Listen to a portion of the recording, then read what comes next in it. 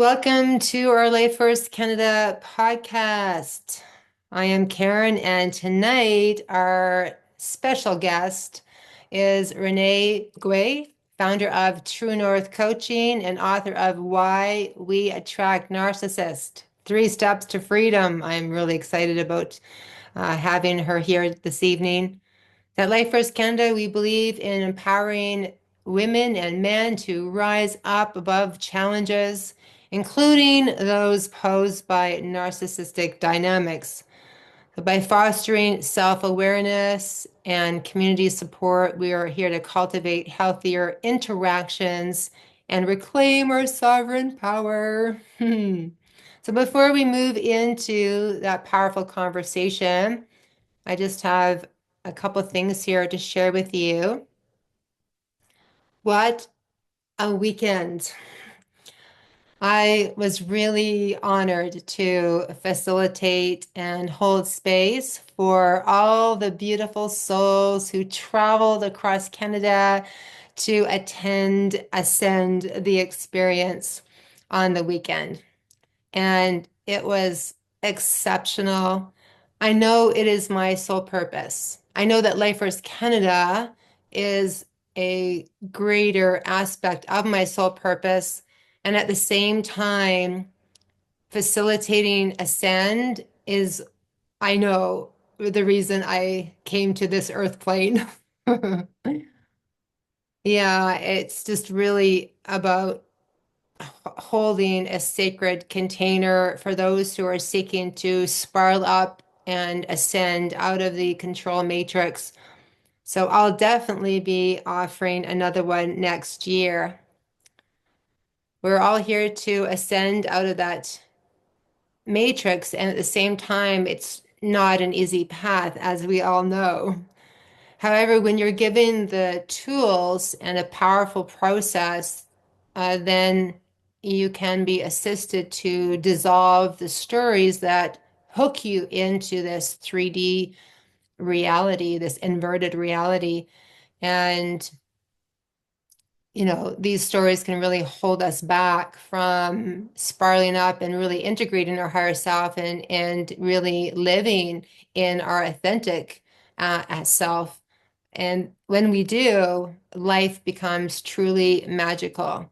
And that's what I'm here to bring. I'm very excited. So we do have a few of our attendees who would like to share their experience. I would like to start with Carol. Okay. Yeah. Hi, it's with great pleasure that I tell you about this weekend. It was beyond my expectations. It was so magical. I personally learned so much. I just wish that next time there's 1,000 people there. It was so amazing, and everything that happened from the meditations to our Karen's talks to the understanding. I've been to lots of conferences in my life and seminars and workshops, and this is the best I've ever been at. Mm. And want to see everybody there next time for sure. To have this kind of experience of ascension, finding out what we're really like it, and learning about ourselves and how we can go forward even higher. Yeah, Thank you, Karen. thank you, Carol. I really appreciate your words. Then we'll move over to Esther. We are in Karen's house. We've been going back and forth between Karen's and Claire and Carol's. Thank you so much. It's been a phenomenal weekend. Karen is an exceptional facilitator, and this process is unlike anything you will experience anywhere else. It truly is remarkable. It isn't always easy, just saying, and it's not for the faint of heart, but it's so worth it. It's been an incredible weekend and so well put together and unexpected. It's not about the head. It's definitely about the heart and bringing everything, body, mind, and spirit together. Thank you, Esther. Appreciate you being there. And then we'll move over to Claire. Thank you, Karen, for saying yes to doing this. As two wonderful ladies have already said, beautifully done. It was done with grace, with ease. We moved through a process that none of us really knew much about before. But by the time we got to the end, have been leaving our three-dimensional selves more and more and becoming more and more within ourselves. It's a 20 out of 10. So make sure that you put that in there as well too. And so, because if anyone wants to learn how to leave the three-dimensional matrix, has that desire to do this and move into your ascended self, this is the place to go to. I appreciate that, Claire. Thank you. And then we're just going to move over to Karen Hanna, one of our trustees. Thank you. Yeah, I would just like to speak about what an honor it was to be present in that room for the weekend with all these beautiful beings, beautiful souls, beautiful hearts, that there was such love shared during the weekend and such a beautiful connection between us all. So yeah, don't miss it next year. Be there. Thank you, Karen. Thank you, Karen. Appreciate your words. And then finally, we'll move into hearing Bill's words. Thank you, Bill, for being there. Everything they said, easy peasy in so many ways. However, it was divinely inspired, divinely delivered, and divinely participated with. The people showed up and did the work. It was truly an experience that is not to be missed. It's really awesome. You heard all the other bits. I don't need to go into that. Changed my life. And that's not easy to say after this many years being on this realm. So thank you, all of you. Thank you, Karen. Thank you, the monitors. Thank you to all the participants. The level of participation is something I have never seen in all my years of taking courses and delivering courses. It's truly awesome. Thank you again. Thank you, Bill. And you have facilitated all over this world. It's true. Says a lot. Thank you. I'm grateful for both of you, all of you. Thank you. Everyone just breathe in life force energy. Exhaling. Just letting go.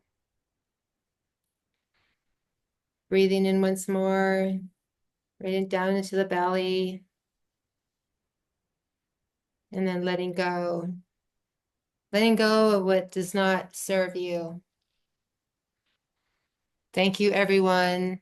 I am so honored to be on this journey with all of you and everyone that said yes to attending.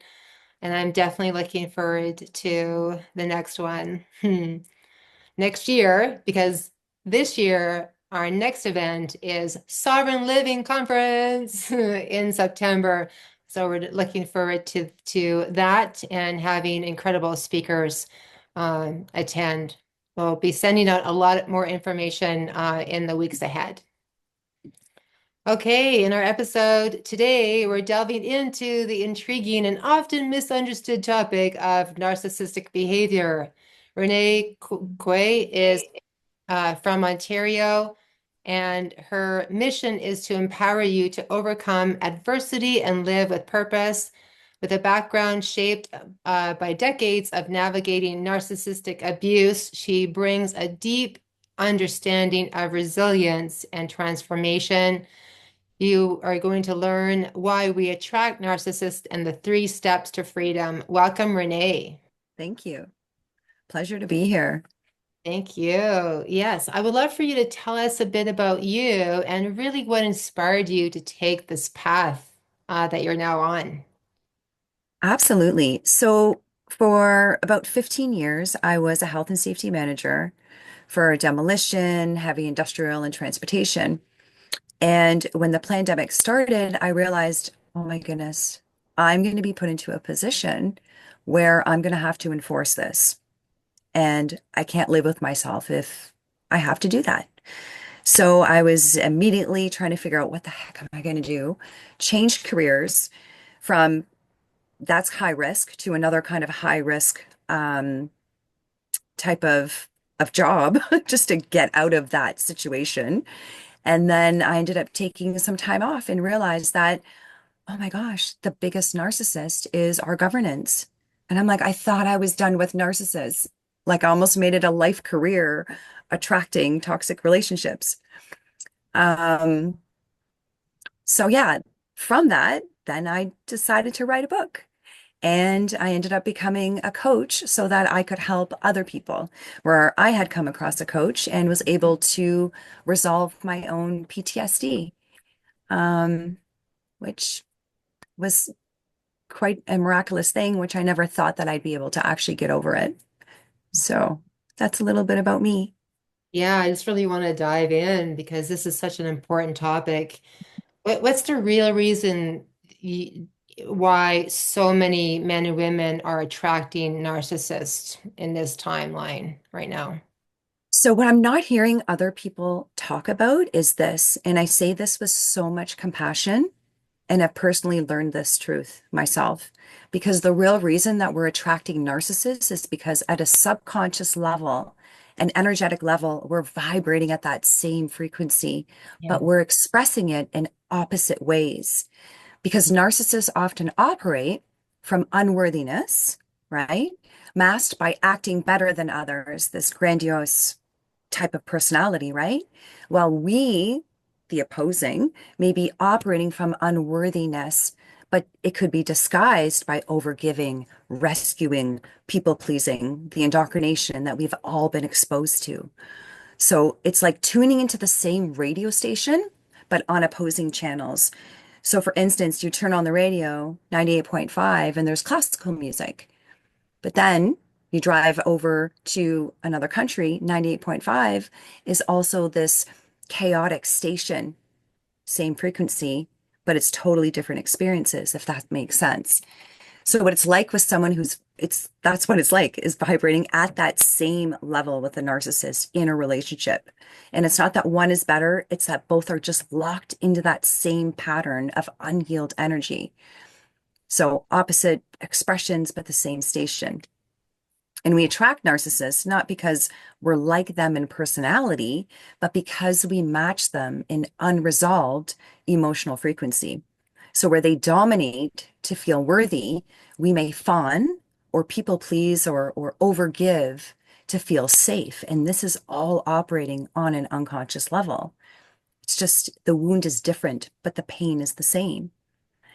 And unfortunately, we attract others with the same level of trauma that we have, even though it looks different on the outside. So until we heal those wounds and raise our frequency, our consciousness, we stay in that same energetic entanglement.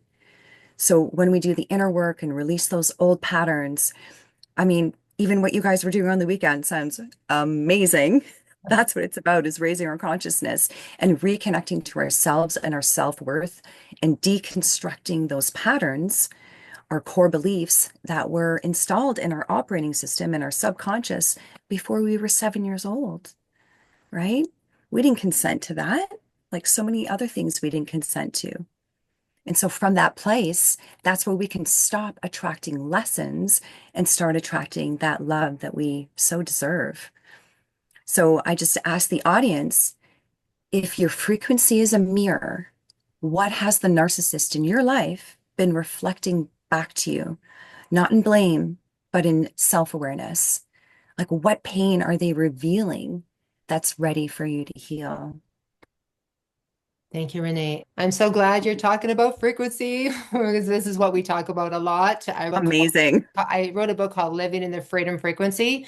And we're either Amazing. living below the line in negative emotions or we're living above the line in higher states of consciousness. And you're so right, Renee, because I remember way back in the day when I was living below the line. I didn't know I was living below the line, but I was a a victim. I saw myself as a victim. I blamed everyone for everything. And because I was vibrating in victim consciousness, I was attracting the predators.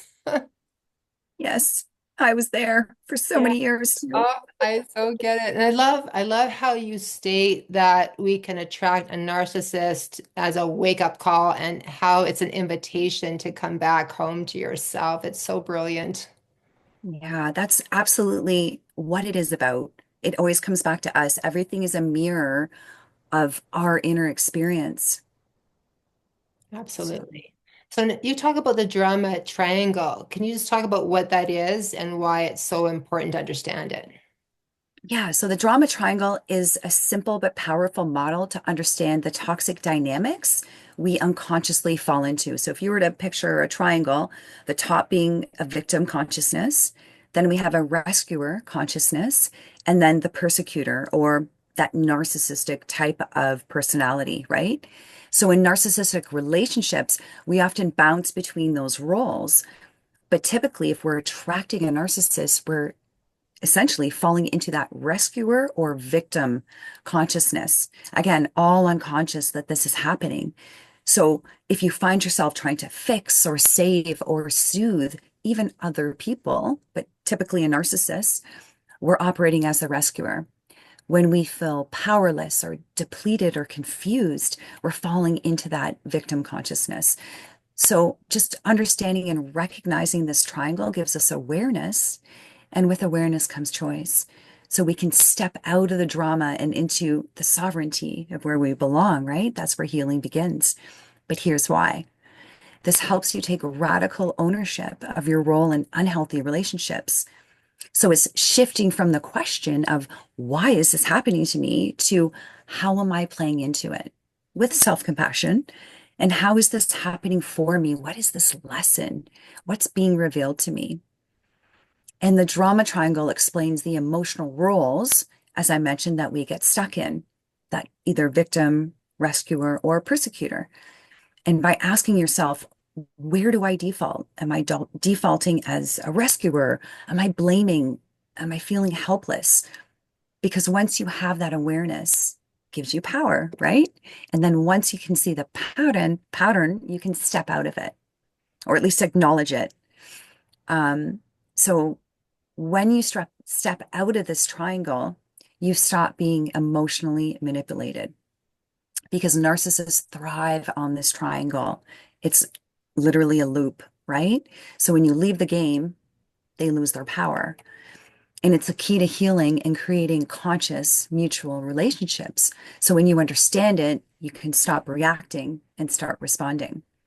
And the fastest way to a quantum leap in your life with anything, but definitely with this, is to change your behavior. Like it all starts with us, within us. I hope that made sense with the triangle. Even just acknowledging it to be able to step out of it Oh, and not engage. definitely. Do not engage. And I just want to remind everyone too that just because your spouse or boyfriend, girlfriend slammed the door in the middle of an argument or, had a temper tantrum, called you a name or whatever, it doesn't mean they're a narcissist. I think that, humanity now is using the term narcissistic really loosely right now. And we've all behaved badly at times, and when we do, we can realize that, hey, I'm not behaving, from my heart right now. I'm not able to see right now who I truly am. And then we apologize. We say sorry, we course correct, we take inspired action, and we make it right. We choose to find a way to make it right so that we show our heart and step into love again, where a narcissist cannot do that or does not have the capacity to self-reflect. Would you agree, Renee? 100%.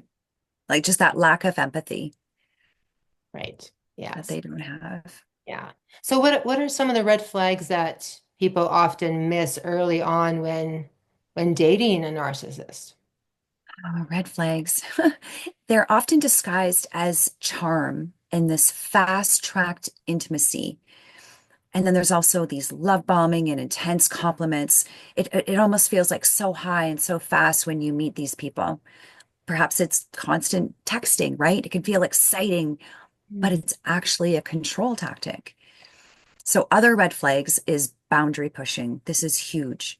They will test you 100%. And it could even be subtle criticism masked as jokes and to see how you respond. but it's inconsistent, right? The major key takeaway here is, do their words align with their actions? That's huge. Narcissists are highly skilled at mirroring your values to create a false sense of connection, just to loop you in, right? Because if something feels off, but you can't quite explain it, trust that. Your nervous system always knows, because trusting your intuition can save your life. So, other key red flags, this is a huge one. They tell you their exes are crazy. They also hook your compassion while quietly training you to ignore your own needs and your inner knowing. And they make you feel like the one, you're amazing within such a short period of time. Like they could call you their soulmate, or, I've never met somebody like you. Whatever it is that's going to work for you to loop you in, right? Or planning your future together, but way too fast, right? Than what would be in a healthy relationship. And they move so very quickly, emotionally, physically, and logistically, suggesting living together or merging life together fast, right? It might feel passionate, but it's actually a way to gain control over you before you see the real them. And getting back to boundaries, this is huge. They could be like showing up unannounced, texting constantly, or guilt tripping you for taking time for yourself. But it's framed as, oh, but I just miss you. But it's not. It's just really control. Because in a healthy relationship, that would be respected. And they might tease you early on about whatever, your clothes, your friends, doesn't matter. And then just say, oh, just relax, I'm joking, causing you to second guess potentially your reaction. And then if you bring up a concern and they twist it back on you saying, oh, well, you're just too sensitive. You're just reading into things. You don't trust me. So, like, those are some really key major red flags. So, for instance, when I was learning about this in my own life and I started dating, and I would put in these boundaries and just to see if these men were respecting me. And so, for instance, my now fiance, um, we're starting to get together and he's like, oh, do you want wine with dinner? Yeah, I wanted wine with dinner, but I'm like, no, I don't, because I just want to see how he reacted, right? Is he going to respect me? He's like, oh, you don't want? Okay, no problem. Anything else you want? Right? It's that difference. And you can test people, even if it's just tiny little tests, right? Does that make sense? Absolutely it does, Renee. Perfect. Yes. And you talk about trauma responses. I mean, we all know about fight, flight, and freeze. You talk about fawn as well. The fawn response in particular is often a response seen with toxic relationships and includes like people pleasing and codependency. Why is this important? Like, if you can just expand on that, that'd be great. Yeah, so many people in toxic relationships don't see themselves as traumatized because they're not fighting, they're not fleeing. It's a different look. They're accommodating or people pleasing or rescuing. But fawning in particular is the trauma response where, as I mentioned, instead of fighting, fleeing, or freezing, the first three F's, you try to please or appease others to stay safe. Like this is a nervous system response. So whether you're people pleasing, rescuing, but it's intentionally to avoid, well, unconsciously to avoid conflict, to avoid rejection or harm, but often at the cost of your own needs. Because here's a key thing to note. If saying no makes you feel guilty, you've been trained to abandon yourself. This is connected to this fawning because people pleasing isn't kindness. It's a trauma-based survival strategy that slowly erodes our authenticity, our true self. And that becomes a big disconnection. So while fight means defending, flight, you're escaping, and freeze means you're just shutting down, fawning means you're blending in and you're pleasing others to survive. And it's the nervous system's way of saying, if I can just keep them happy, I'll be safe. Like this was my whole childhood fawning. I need to keep my mother safe because if I speak up, things are going to go real bad. Right. So this accommodation, it comes at such a high cost and you can lose your voice, your own needs, your identity. So when we understand that fawning is a trauma response. We can stop blaming ourselves if we stay too long, or blame others for them staying too long or giving too much, right? And then we can start that deeper healing work of rebuilding our self-worth and the safety within our nervous systems. Wow. Because this fawning program, this whole people-pleasing program, that can be a really tough one to break because it begins in childhood. And often we're shamed for not listening, or when love and attention is withdrawn if we don't behave. Some of us were left to just cry it out, right? That was popular when I was growing up. But this isn't to lay blame. Like, our parents tried the best, Right. right? With the resources they had, and they too defaulted into the patterns that they knew, that they saw, they Absolutely. witnessed, you know? So I have so much compassion for parents, you know? And then over time, this child begins to learn that certain emotions and needs are considered bad, right? And then from that morphs this core belief, which is so common amongst so many people. I'm not good enough. I'm not deserving, right? So then this child, and then eventually an adult, we begin to repress our needs, right? What we think are these unacceptable emotions that we weren't able to express. So we please others, we rescue, right? And then this false persona is created to gain approval, right? While our authentic self is buried deep in our unconscious, just like a prisoner in a castle. So the thing is, it persists into adulthood, affecting everything: relationships, purpose, your work, your self-worth, every area of your life. And the more unconscious this I'm not good enough program is going, is the more we tend to blame others, right? Our exes, partners, caregivers, whoever. So the true healing begins, of course, as I keep saying, when we turn inward, when we can reclaim those wounded parts of ourselves that we had to abandon, and we had to abandon them to survive. If you're really resonating with this fawning response. And ideally, we can do this by letting that inner child feel what they were never allowed to feel, especially that guilt, that shame, that sadness, not to dwell on it, but to process and release it and get it out. So then we can create that inner safety for the true self to return. But it takes time. But over time, healthy boundaries arise naturally, not as knee-jerk reactions, but as expressions of our true self. And as I mentioned, your external life will begin to shift. As soon as your inner world shifts, your outer world is going to mirror your inner state.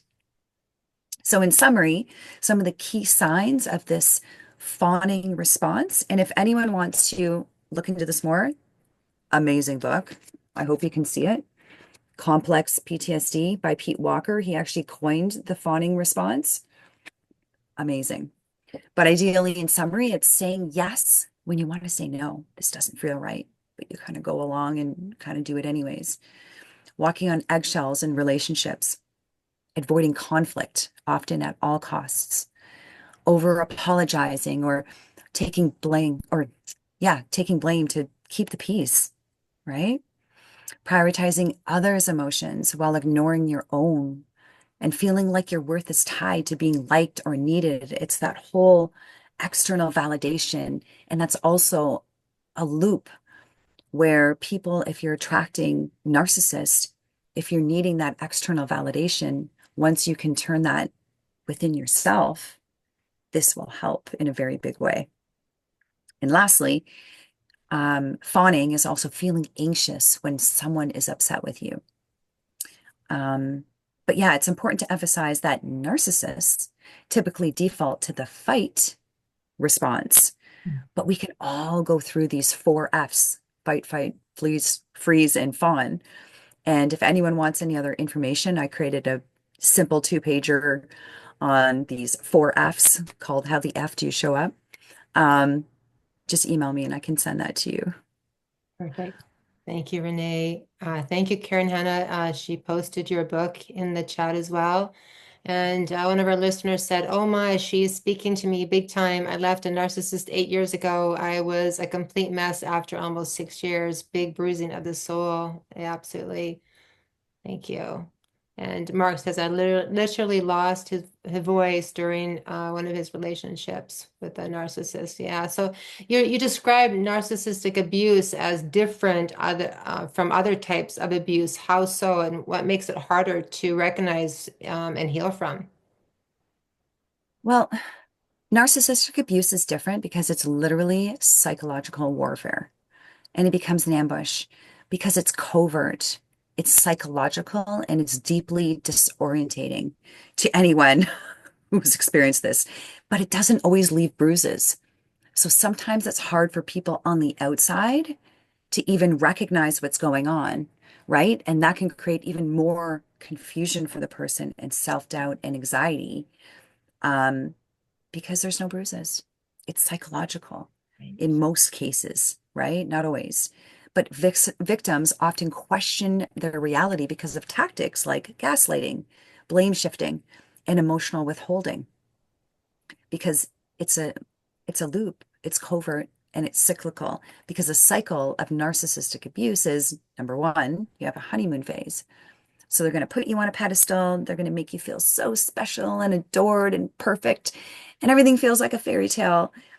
But unfortunately, it's too good to be true. And then the second phase is these subtle put downs. The compliments stop, but the criticism creeps in, and you're no longer their favorite.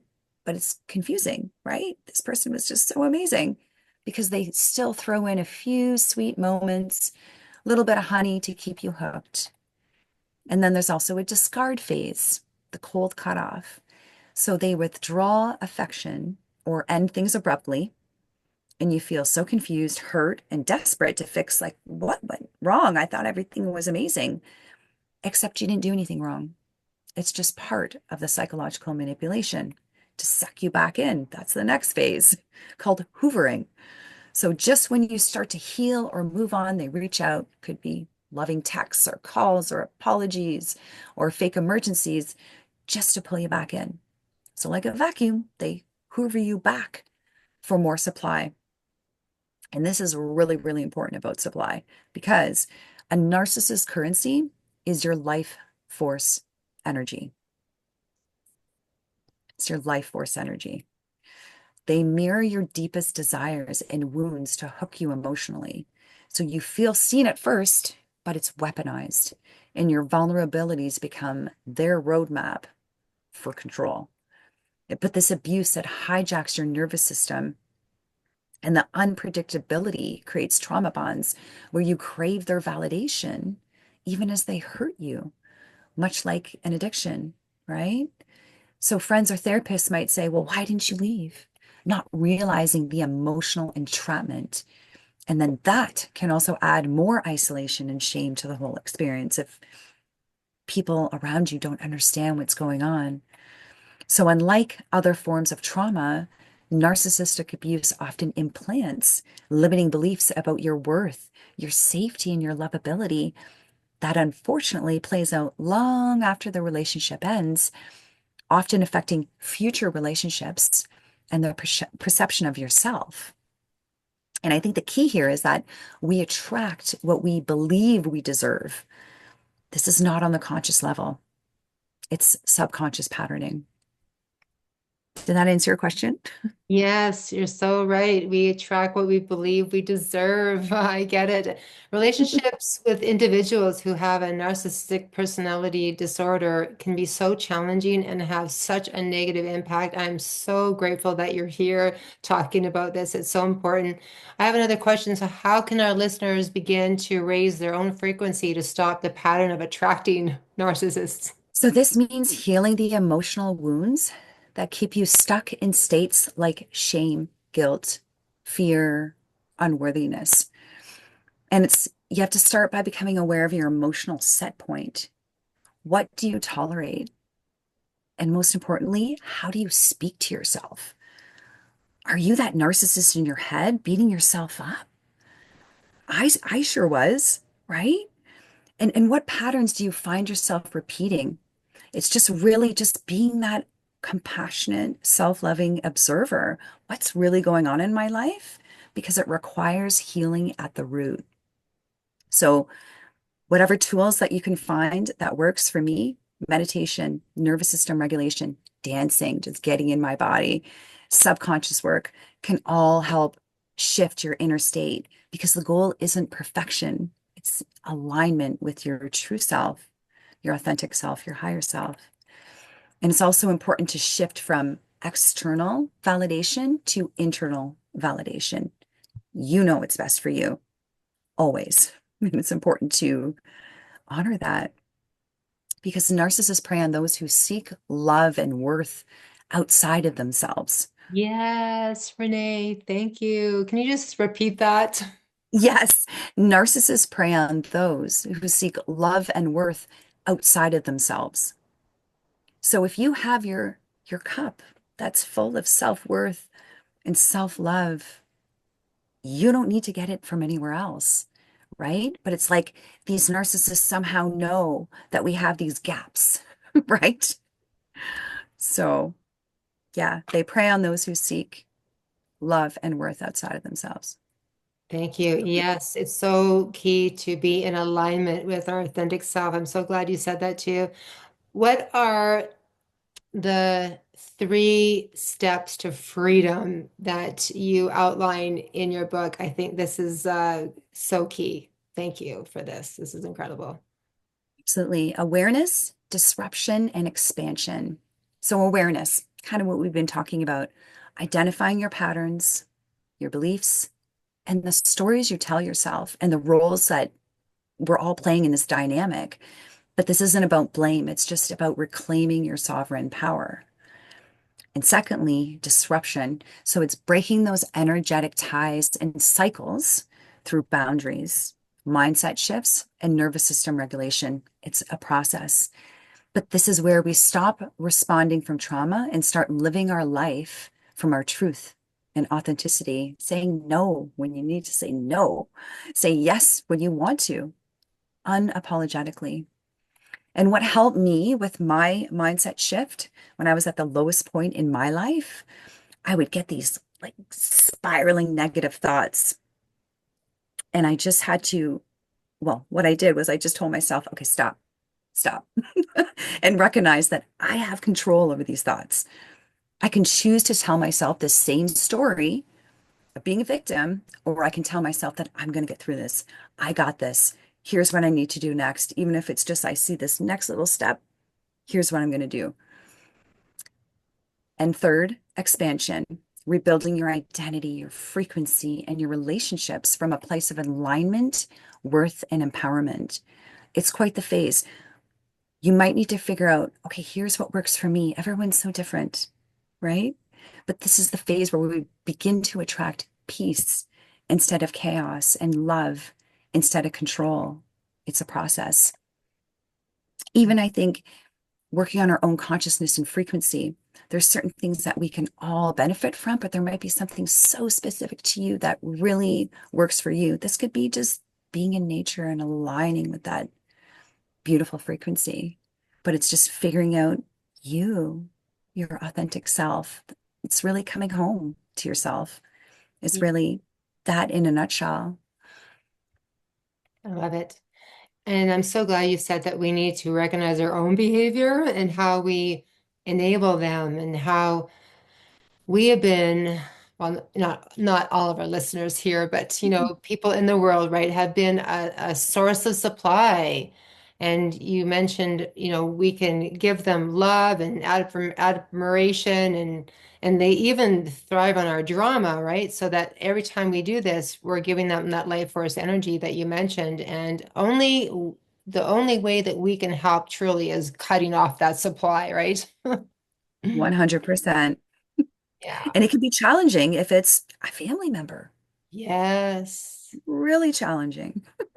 I get it. So, Yeah. how would you suggest our listeners work with the subconscious in regards to helping someone break the pattern for good? So our conscious mind is 10% of our reality, right? 90% is our subconscious. This is running the show. This is driving the bus, right? It stores our beliefs. It stores our patterns and our trauma responses. most of which, as I mentioned, these were formed before we were 7 years old. So if we try to change our lives just with willpower alone, we often find ourselves in the same situations, but with different faces. So working with the subconscious allows us to reprogram these hidden scripts easily and effortlessly. So techniques like timeline therapy, neurolinguistic programming, or even hypnosis, for instance, that helps us access and shift these root beliefs. So when you change what you believe on a subconscious level, your external reality naturally follows. So as I mentioned, 90% of your thoughts, reactions, and decisions all come from your subconscious. It's not logic. It's not your conscious mind. It's an operating system. So if you don't change what's underneath, you're just going to keep repeating, unfortunately, the same cycles. So it's running the script of what you believe you deserve. And it bypasses years of talking and gets to the root of what it is you're looking to achieve. That's where true, lasting freedom comes from. Incredible, Renee. Okay, we do have some questions in the chat. I'm going to pass it over to Esther, and she's going to facilitate the Q&A. Thank you, Karen. Thank you, Renee. What an You're welcome. important subject. Thank you. You mentioned the name of a book earlier, and Karen put it into the chat. Is this the one that you were discussing, Complex PTSD from Surviving to Thriving, a guide and map for recovering from childhood trauma by Pete Walker? Excellent. Amazing book. Okay, fantastic. And we have a question from Yaz. And the first question, she has two. Is the manipulative behavior of narcissists being carried out by them subconsciously, or are they following a playbook step by step consciously like a machine? So behaviors learned, right? So for a narcissist, it's whatever happened to them as a child. Like we didn't come out of the womb treating people horribly, right? So it's a learned behavior. So is it happening for them subconsciously? 100%. Just like how somebody's in a fawning trauma response subconsciously, right? Does that answer your question? Even though it's interesting though, because they carry all the same traits, but there's only so many behaviors in the world, right? But it's definitely operating on a subconscious level. Are they aware? Hey, I'm being a jerk. Likely, but they also lack a lot of empathy and compassion, right? I hope Thank you. that So answers they, that first yeah, question. yeah, for sure. They may not be aware they're a narcissist, but they can become aware of their behaviors, etc. Exactly. And that's why it's so important when you're dealing with a narcissist is to put in those boundaries to make them aware. Here's what's okay and here's what's not. No, I'm not going to tolerate you yelling at me. Unacceptable. I'm going to leave until you can talk to me in a proper way or whatever that looks like. But those boundaries, because we teach people how to treat us. So that's why boundaries are so important and to be able to confidently express that to others. Thank you. And yeah, as a second question, is it correct to say that in a way, narcissists are a type of energy vampire? 100%. They want your energy. That's their currency. That's what fuels them, which is why when you pull back, right? They just keep trying to get more and get more and get more and get more and come back, whatever it takes, right? Like for instance, I had one narcissist I was dealing with and I was trying to keep my distance. So I ended up saying, hey, if you want to talk to me, you're going to talk to me through a third party. All of a sudden, he had nothing to say. Right. Perfect. Great strategy. Thank you. Tanya asks, are narcissists and sociopaths the same thing or are there differences? There are differences, although it depends on, are you talking to a psychologist? Are you talking to somebody like that? Do they have similar qualities? Yes, 100%. Typically, in my experience, in my understanding, sociopaths are the people who are completely psychotic, like killers and so on and so forth. Do they share the same characteristics? 100%. Thank you. And how would you suggest we might approach a friend who we perceive is in a relationship with a narcissist? You know, that's honestly really tough because it depends. Are they open to hearing what you have to say, right? Because depending on if they're really like under the spell, right? You could risk, uh-oh, what if I get shut out of that relationship because you're speaking up, right?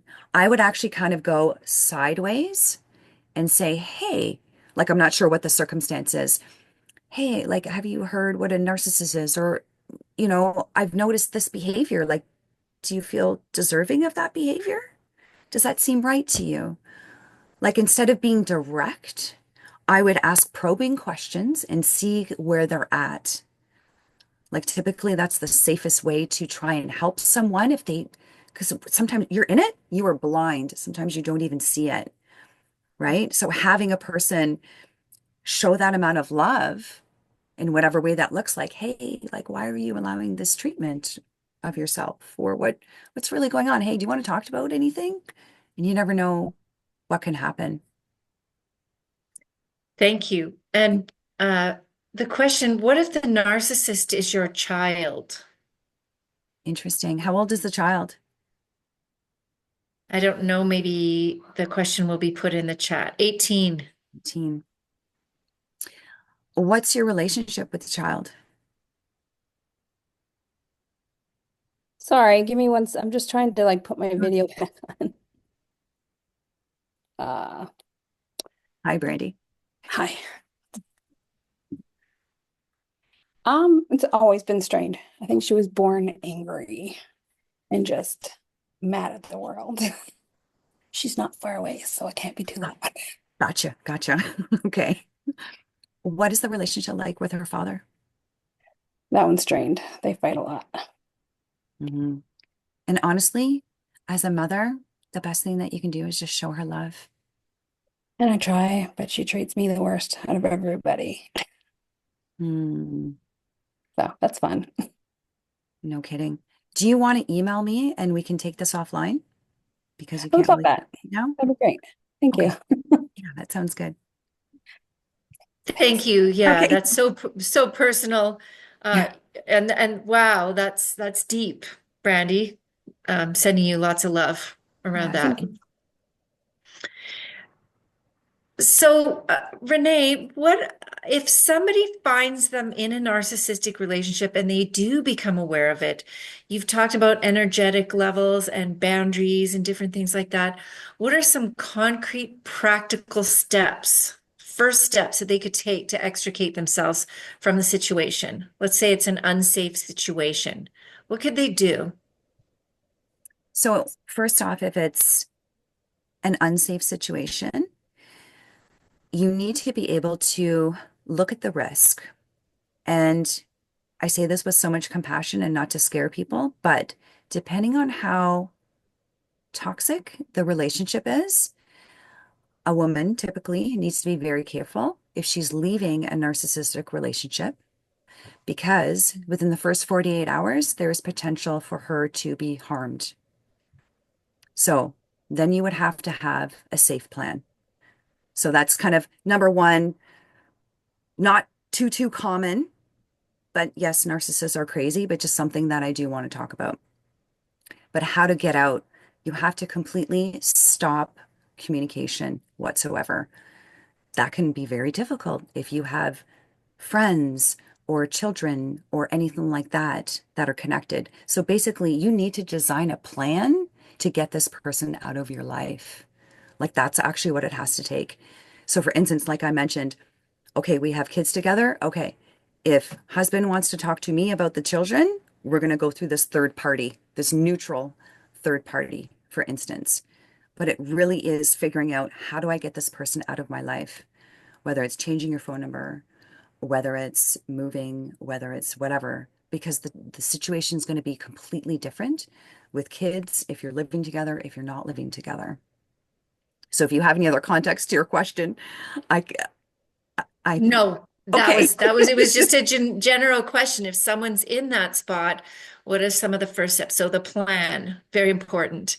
Yes. And I'm sure that this is going to be an individual response, but about how long might it take on average for someone who's been in a narcissistic relationship to recover from, to become whole again? Absolute minimum, I think a year. And that means no dating. You need to focus on yourself. It's got to be all about you coming back to yourself, minimum a year. Like for me, it took many years just focusing on myself and figuring out like, who am I? Focusing on what I need and what I wanted and really learning about boundaries. But it's so individualized, right? It also depends on like how much trauma did somebody experience? Like to really come to a level of, your true sovereignty, like that all needs to be worked through. That might take a few years, right? But it doesn't matter how long it takes. It's about the Mm. journey, right? And getting there and getting to, that life that you want without toxicity in it. Fantastic. Thank you so much. You're welcome. What a complex process it sounds like, but freeing. Now, we often think of women primarily who are the ones that are victims of narcissists, but somebody mentioned in the chat, a man mentioned in the Mm. chat that he had that. Do you have any specific advice for men? Specific advice for men. Just be in your masculine. Be in your beautiful masculine. So for instance, if if a woman is chasing you as a man, that may not be a good thing because from the just basic masculine feminine energies, right? A masculine is supposed to, I'll put those in air quotes, um, go after the women to chase. Like that's normal energetics. And then the woman has that choice of going. But for a man, right? And I'm saying this from my own personal experience of chasing, and they were narcissists.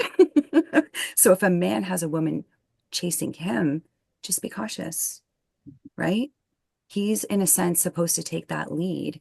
And in a safe, normal relationship, yes, you're going to have blends of back and forth, right? But like just honoring that masculine energy and taking control of that, not control like a narcissist, but just being in your masculine. Am I making sense? Yes, Okay, for perfect. sure. Yeah. Okay. And anything else to wrap that up? Just be in your masculine, be confident in yourself, and the Yes. other things that you would say to women too. But anything else specifically for men? Don't put up with crap. That goes for Don't. everyone. Everyone, absolutely. Don't put up with crap. I love it. Well, that's all the questions that we have in the chat and some additional. Thank you so much, Renee. I will pass you back over to Karen. Thank you. Thank you, Esther. Great questions. Thank you so much, Renee, for being here. We so appreciate you. How can we support you? I know Karen Hannah has put in the chat that you have a course coming up. Can you do you want to share a free master or your boundaries course, April 26th? Yeah, so I'm having a free Master Your Boundaries course, April 26th. Here, I can put the link in the chat. Oh, Karen Hannah just Um, put it. oh, perfect. Sounds good. Yeah, and then my book is also on Amazon, Why We Attract Narcissists. And I'm also doing an offering for all of you LFC members. So if you've done it all, like therapy, CPT, energy work, EMDR, and you're still struggling, because most only deal with 10% of our operating system, excuse me, just you might want to consider working with someone who works with the subconscious to create change fast. And that's what I do. If that feels right for you, I'm offering 40% off. It's a super affordable rate as an option in your healing. Thank you, Renee, for being here. What You're a welcome. powerful conversation and your message for experiencing freedom and possibility and how we can all cultivate our power beyond any limitations that are offered by others is so needed in this world. And I just wanted to let you know that how we celebrate our speakers here, because we're not live and we are not able to clap for you. We all just shake our hands and just celebrate you. Yay! Thank you. Thank you, Renee, for being here. Appreciate you. Yes. Dylan says, an excellent session. Renee Wonderful. explains narcissism so well. I agree, Dylan. Susan says, thank you, Renee. Excellent information and advice. Kevin, thank you. Wonderful. Yes, thank you very much. Great energy. Brandy says, thank you, Renee. Looking forward to speaking with you. Shannon says, excellent information, Renee. Thank you very much. Esther, of course, fantastic offer. Yeah, beautiful. Kathy says, awesome. Excellent. Beautiful. Thank you. Mm. Okay, everyone, close your eyes. Going to have a mindfulness moment. Take a deep breath in and make these words your own. I deserve a relationship that brings me joy and peace.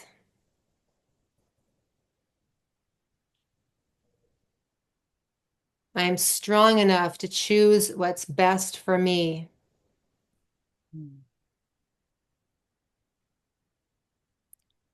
I'm not defined by my past relationships.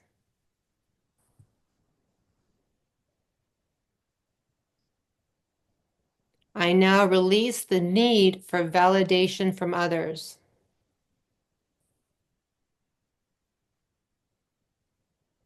I am enough just as I am.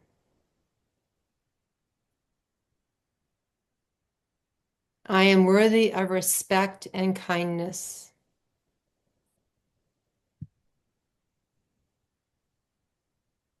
I choose to surround myself with positive influences.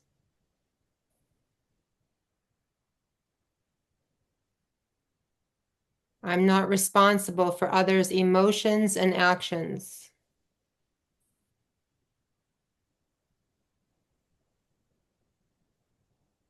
I set clear boundaries for my well-being.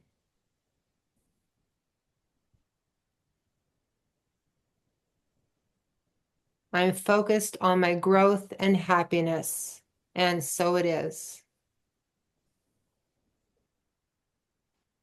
Thank you, everyone, for being here. Beautiful. I love this. This is so important. I'm looking forward to seeing our private members tomorrow evening. Together we rise, everyone.